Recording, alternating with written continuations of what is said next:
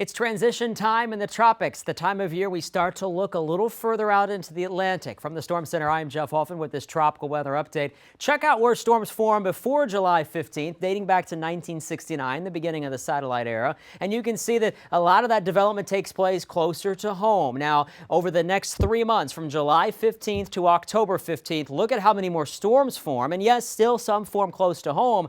But the main development region of the central and eastern Atlantic, where typically the stronger storms develop, becomes more active. I'll get to that in just a minute. But first, speaking of active, our jet stream across the United States is very active. It's sending another cold front unusually deep into the south and east. And see all that dry air? That's going to give the northern two-thirds of the peninsula a break from the heavy rain for a couple of days, which is great news. But all that tropical moisture will be surging back in. Here's future track. You can see it moving down into central Florida, maybe even briefly southern Florida. We've got an upper low sitting to our east, an upper low sitting to our west, and it's the one to our west that will pull that moisture back across the state, coinciding with the arrival of a tropical wave. Bottom line, heavy rain returns Saturday and Sunday in parts of Florida. Your 7-day totals, much of this will occur Saturday through Tuesday, and central and south Florida, once again, with the highest numbers in the 2 to 4 inch range for rainfall. Let's look elsewhere in the tropics. We do now have weak waves developing along the ITCZ, that convergence zone where the trade winds meet up.